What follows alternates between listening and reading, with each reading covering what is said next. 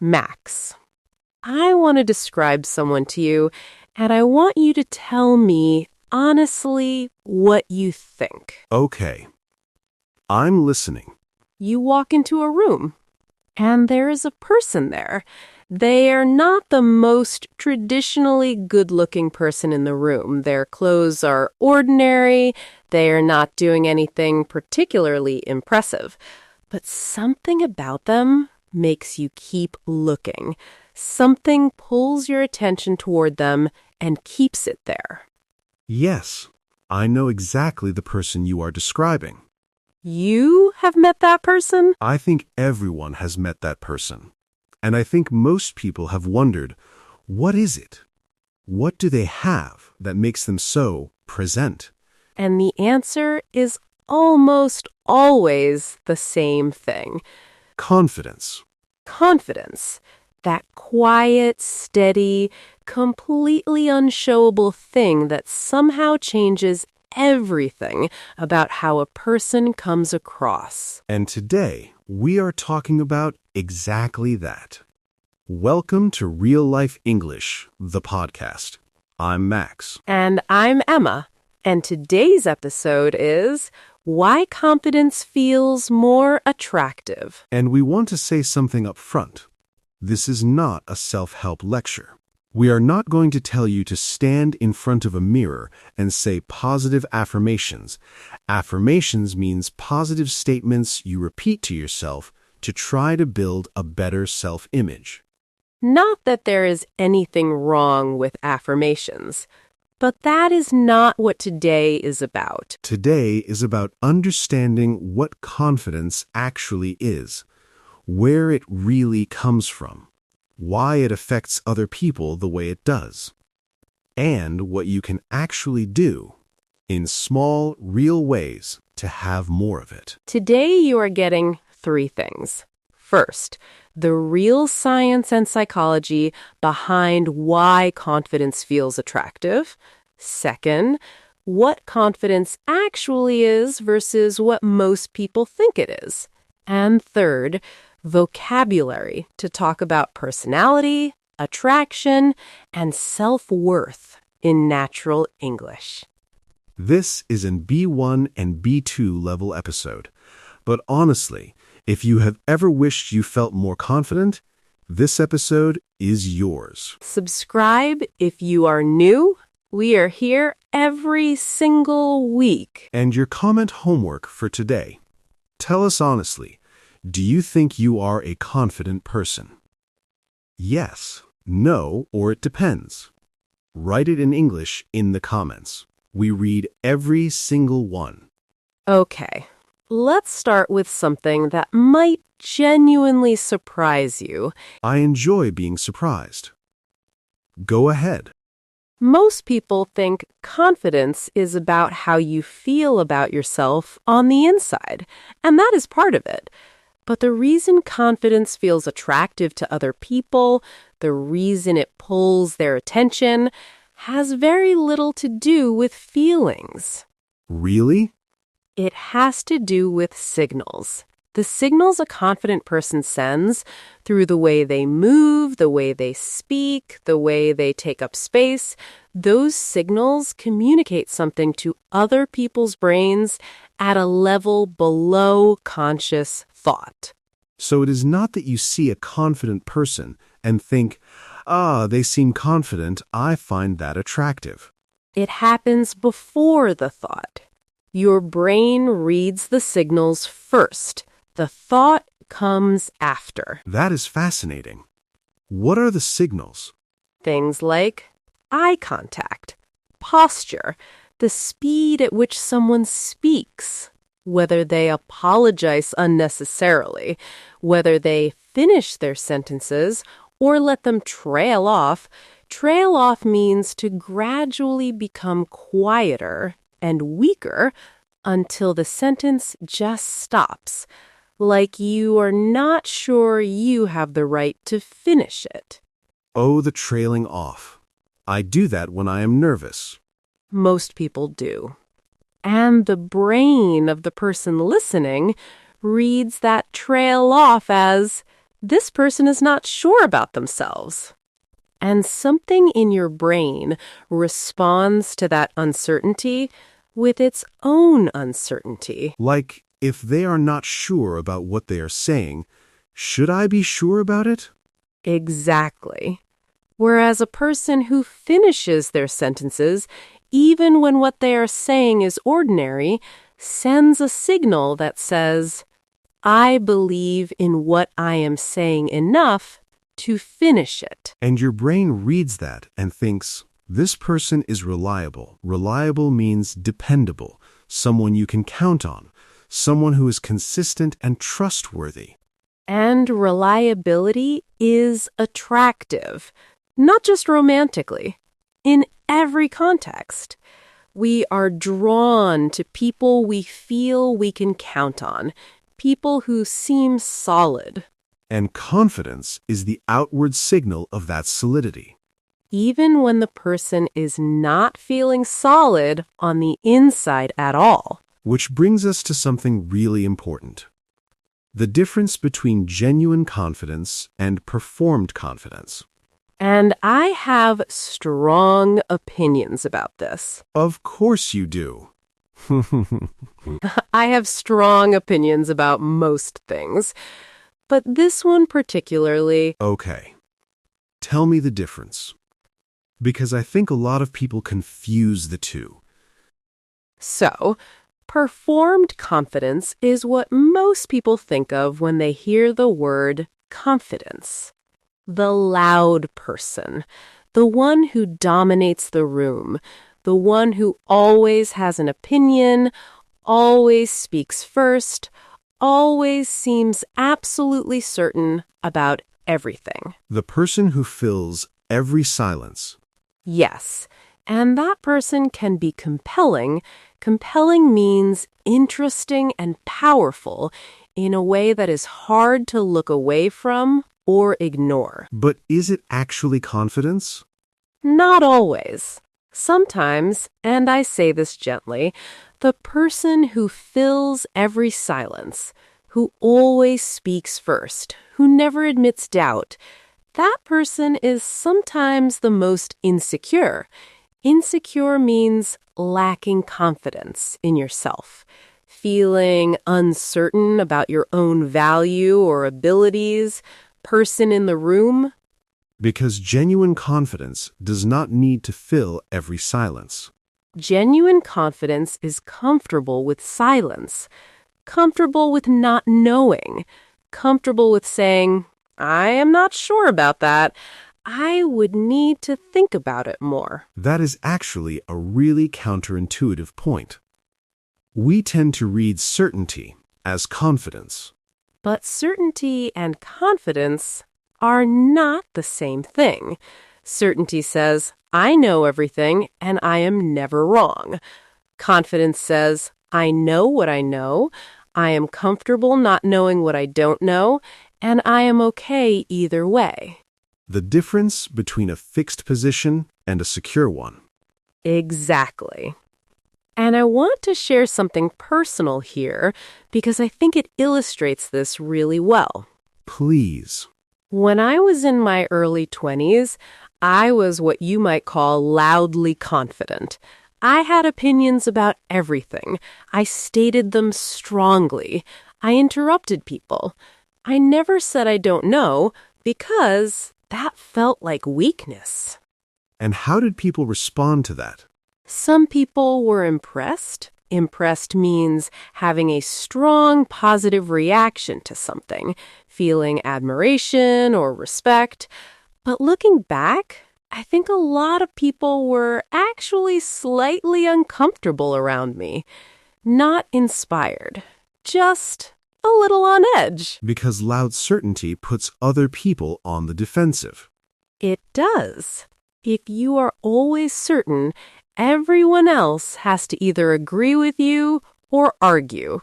There is no comfortable middle ground. And real connection, the kind that makes you genuinely attractive to other people, happens in the middle ground.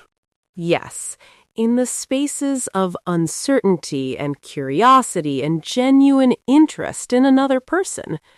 And as I got older, I got quieter. Not less confident, quieter. And what changed? I stopped needing to prove that I was right.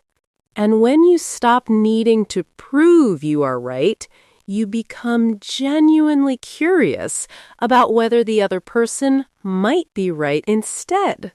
And curiosity, genuine interest in another person, is one of the most attractive qualities a human being can have.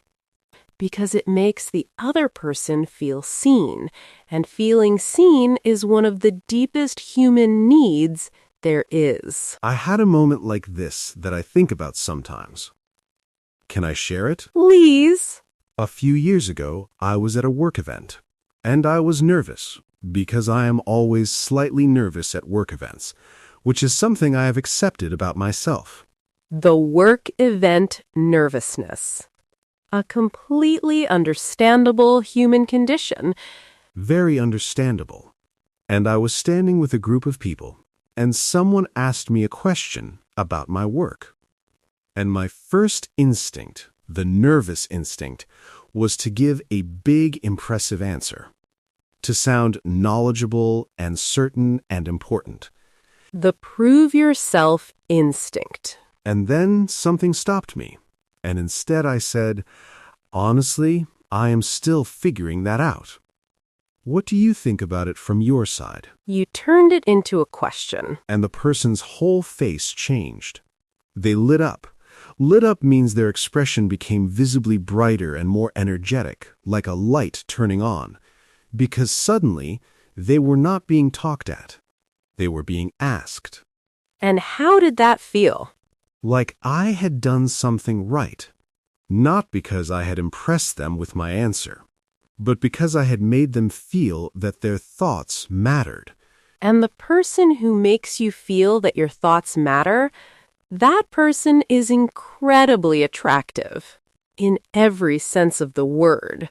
Because it is rare.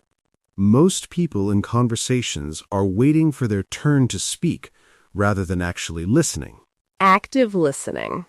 Active listening means fully paying attention to what someone is saying, showing genuine interest, and responding in a way that shows you understood. That is a form of confidence. The confidence to not need to be the most interesting person in the room. The confidence to let someone else be interesting for a while. And to genuinely enjoy it when they are. So we have talked about what confidence looks like from the outside, but where does it actually come from on the inside? Because I think this is where most people get stuck. They think it comes from success, from achieving things, from being good at things. And does it? Partly. But here is the problem with waiting for success to give you confidence. The confidence that comes from achievement is conditional. Conditional means depending on something else, only existing when certain conditions are met. So when you achieve, you feel confident. And when you fail, the confidence disappears. Because it was never yours. It was borrowed from the achievement. And real confidence, the kind that actually holds up, where does that come from?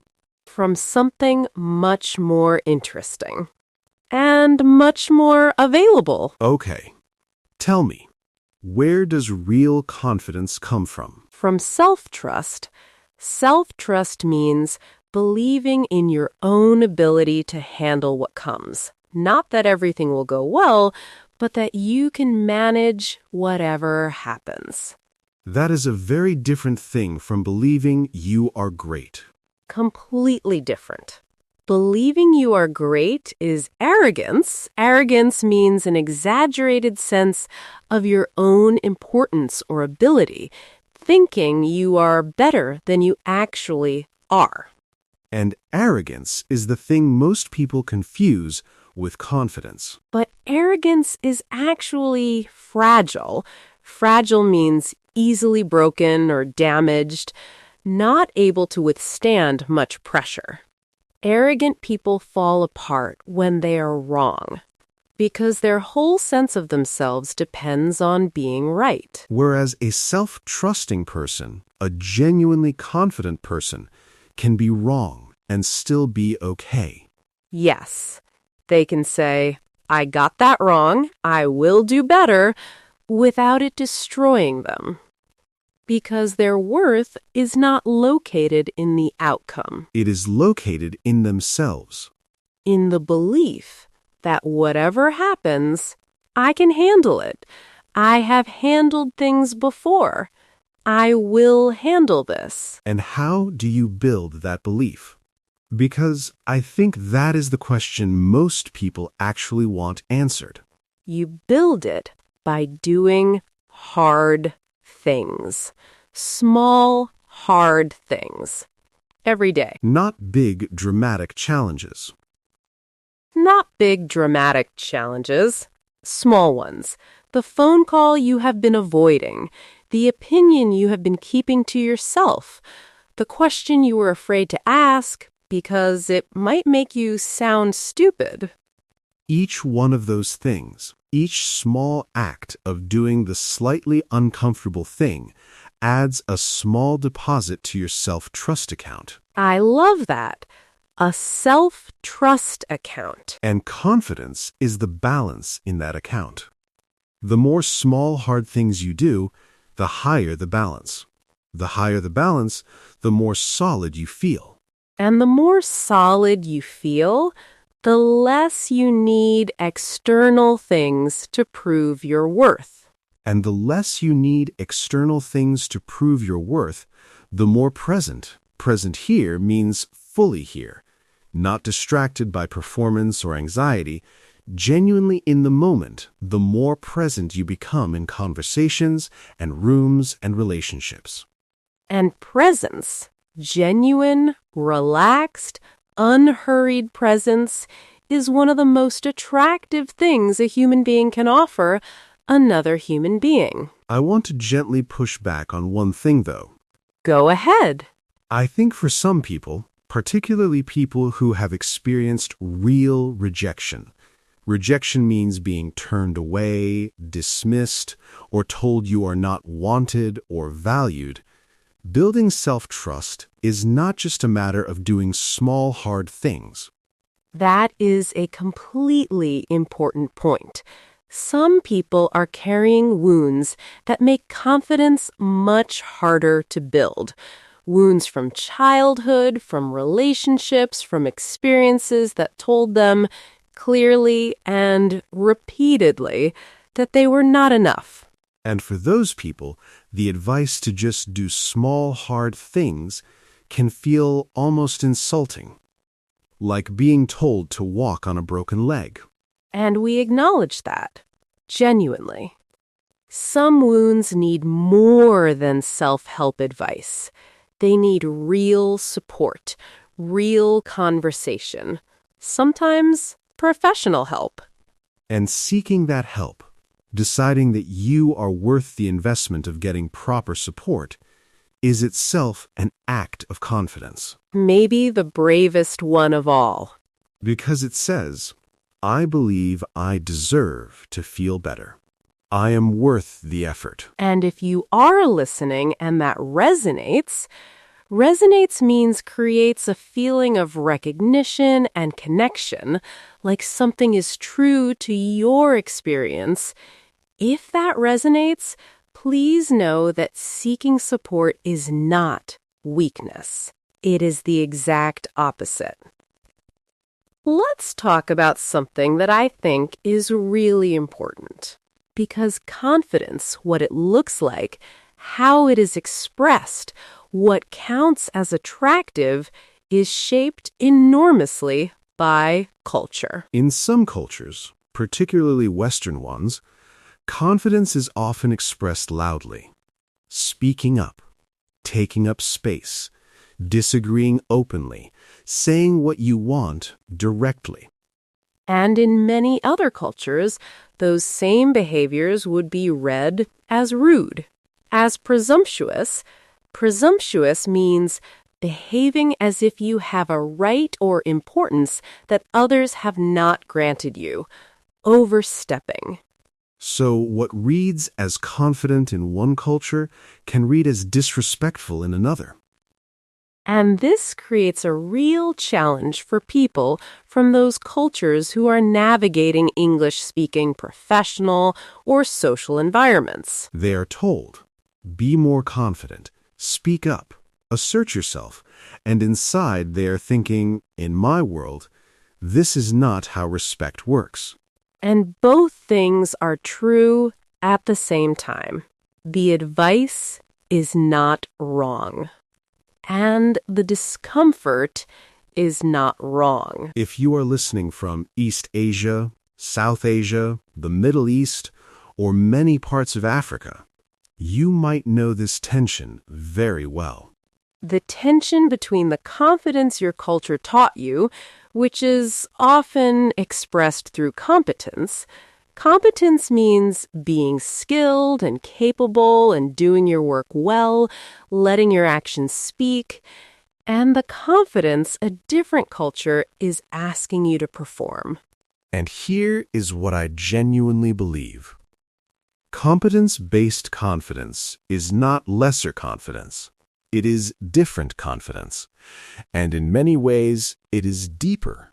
The person who never says much, but does everything with care and skill and reliability, that person is enormously attractive. In every culture, in every context. Because ultimately what all forms of confidence communicate is, I can be counted on. I know what I am doing. I am here fully. And that message, however it is delivered, is always felt by the people around you. Wherever you are in the world, your version of confidence is valid. Your quiet, steady presence matters. Your competence is visible even when you do not announce it. And after today, you have the English to talk about all of it. All right. Here is your practical framework for today. We are calling it the Confidence Language Map. 5 ways to express confidence in natural English. Because confidence is not just a feeling, it is also a language. And knowing how to use it changes how you come across. Expression 1. Finishing your sentences. Practice completing every sentence you start, even when you are nervous. Do not trail off. Do not let the sentence die. Finish it. Use this framework. What I mean is, when you feel yourself losing the thread, it buys you a moment and keeps you in control of the sentence. Expression 2. Replacing sorry with thank you. Instead of, sorry, this might be a stupid question, say thank you for your patience. I want to make sure I understand this correctly. One version makes you small. The other keeps you equal. Same moment. Very different signal. Expression 3. The confident pause. Before answering a difficult question, pause. Just 2 or 3 seconds. And say, that's a good question. Let me think about that for a moment. That pause reads as thoughtful and considered, not slow or uncertain. Confident people pause. Nervous people rush to fill silence. Expression 4. Disagreeing confidently. Instead of, I don't know, maybe you're right, sorry, try, I see it a little differently. From my perspective, You are not attacking. You are not apologizing. You are simply offering your view as something worth hearing. Because it is. Expression 5. Expressing uncertainty without collapsing. Instead of going silent when you don't know something, say, I'm not certain about that, but my best thinking is... Confidence does not mean having all the answers. It means being comfortable, being honest about what you do and do not know. Let's hear some real examples. Imagine someone called Layla. She is in a work meeting and her manager asks her a question she is not fully sure about. Old Layla says, sorry, I am not sure, maybe, and trails off. New Layla pauses for 2 seconds and says, that is a good question. My best thinking is this, and she finishes her sentence. Same knowledge. Completely different impression. Or imagine someone called Marcus. He disagrees with a colleague's idea in a team discussion. Old Marcus stays quiet because he does not want to cause conflict. New Marcus says, I see it a little differently.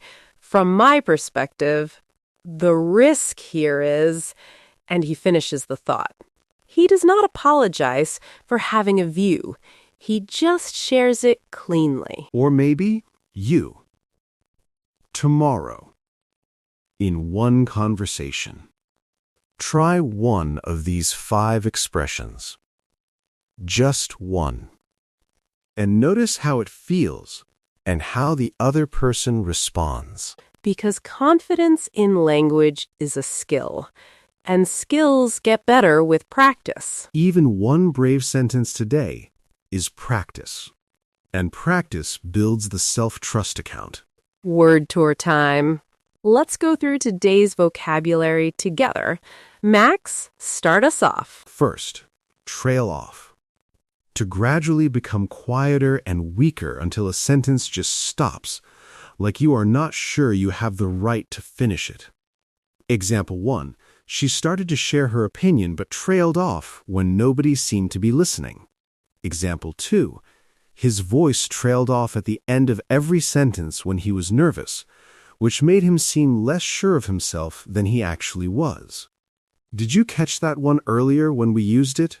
Next, compelling. Interesting and powerful in a way that is hard to look away from or ignore, something that demands your attention. Example 1, there was something compelling about the way she spoke, you just wanted to keep listening. Example 2, the presentation was compelling not because of the slides, but because of the confidence and energy of the speaker. Did you hear that one? Insecure. Lacking confidence in yourself. Feeling uncertain about your own value, worth, or abilities. Example 1. He came across as loud and certain in meetings, but privately he was deeply insecure about his abilities. Example 2. Insecurity often disguises itself as arrogance. The loudest person in the room is not always the most confident. Did you catch that? Active listening. Fully paying attention to what someone is saying, showing genuine interest and responding in a way that shows you understood. Example 1, she was one of the best active listeners I have ever met. When she was talking to you, you felt like the only person in the room. Example 2, active listening is a form of confidence. It says, I am secure enough to let you be interesting right now. Did you hear that one? Conditional. Depending on something else, only existing when certain conditions are met. Example 1. His confidence was conditional on doing well, one bad day, and it disappeared completely. Example 2. Conditional love is exhausting to receive because you are always wondering if you still qualify. Did you catch that? Self-trust. Believing in your own ability to handle what comes, not that everything will go well, but that you can manage whatever happens. Example 1, self-trust is not about being certain everything will work out. It is about being certain you can handle it if it doesn't. Example 2, she built her self-trust slowly, one small hard thing at a time over several years. Did you hear that one? Arrogance. An exaggerated sense of your own importance or ability, thinking you are better than you actually are. Example 1. There is a very thin line between confidence and arrogance. One invites people in, and the other pushes them away. Example 2.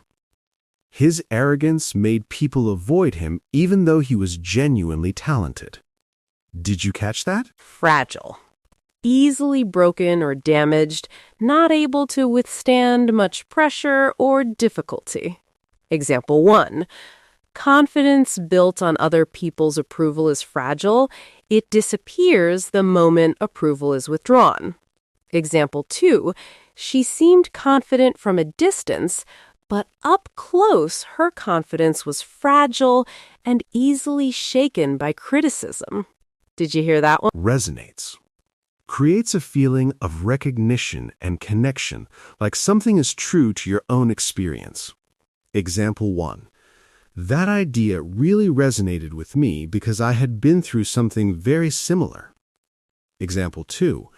The best speakers say things that resonate, not things that impress.